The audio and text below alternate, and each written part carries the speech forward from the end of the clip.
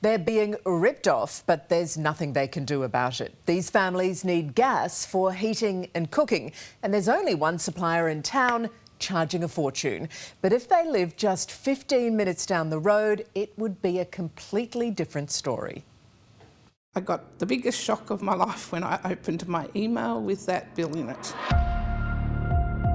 These new estates at Morong, just outside the historic goldfields town of Bendigo, Victoria, have a lot going for them. Good job! For Rosa, Mario and their dogs Scout and Sophie, Morong offered the space of regional Australia with new houses at a good price. And while settling their new place in July last year was easy, finding a gas provider was no cup of tea. Electricity was no problem. Everyone would do electricity, but no one would do gas. So I reached out to the community and asked who the best gas supplier is, and they said there's only one. You have to go through TasGas. Turns out the gas situation at Morong has been bubbling away for some time. Tasmanian provider TasGas has a local monopoly here, and that's inflamed gas prices this winter, pushing residents to boiling point. Just in the last month, the bill went from, say, $300 per month to $800 a month. My heart, it was just, I couldn't believe it. I'm dreading the next one because it's been colder, and so the gas heating has been on a bit longer.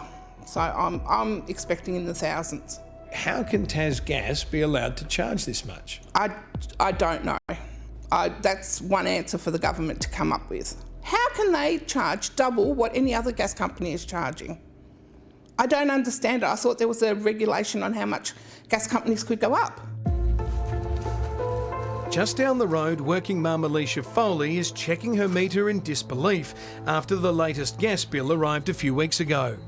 I noticed the drastic increase. We wouldn't pay normally more than $200 or $300, and that month it was $820 for 32 days. So it was a big shock. Yeah, especially when you've got a 17-month-old son, and you need to keep him well when he's susceptible to croup. You need your heater. Alicia's little boy Jack is at risk of croup, an airway infection that makes things very serious if Jack catches a cough or cold. We've had him in hospital 3 times in 17 months with croup, so we need to make sure we can use our heater to maintain a comfortable environment for him. Alicia and her husband have a financial plan to get through winter, but she's worried her neighbours won't. Think about the people that are paying these bills. I know there's people in this community that are in a worse situation than I am. How are they paying these bills? How are they affording to pay $800 a month for 32 days? It's not 3 months, it's 32 days for $800. It's just crazy. This is where Morong residents get their gas from, a small installation of tanks operated by TasGas a few minutes' drive from the new estates. TasGas trucks in supplies to this daughter station just outside Morong. 15 minutes away, Bendigo residents are on mains gas, which means they have a choice of a number of different suppliers and much more affordable prices. Outside the station, we meet Morong school teacher and mother, Emily Edgar. Emily's researching the gas situation and seeking a better deal for her community. Must be good gas in those tanks considering what you're paying for it, Emily. That's liquid gold, isn't it? Well, it's charged like it is, absolutely. Yeah. I don't think it'd be much off the gold price, no. No, seriously. According to Emily, further price rises might lock locals out of the market. It's a massive deal, you know. They're struggling to afford to go to the doctors, their medication with the inflation. This on top, it's just crippling many homes. Yeah. Morong is one of 10 regional towns in Victoria where TasGas is the only gas retailer. Surprisingly, the deal to go with the Tasmanian provider was struck by state government agency Regional Development Victoria.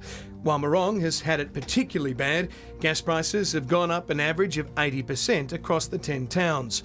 Morong locals recently wrote to Energy Minister Lily D'Ambrosio about the situation. Her response reading, "The best financial outcome for Morong residents will likely be to disconnect from gas and switch to electric appliances.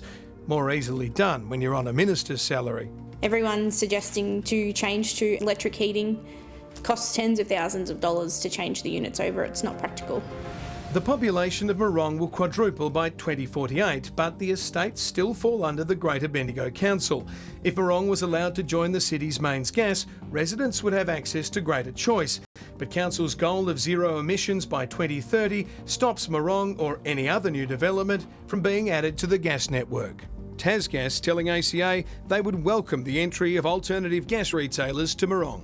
We've got gas in Victoria, why can't we use that? Why would you go to Tasmania to bring it, to ship it over here and put it in storage for us to use? What's your message to the government about the lack of choice when it comes to gas providers up here? Please, please let other gas companies in.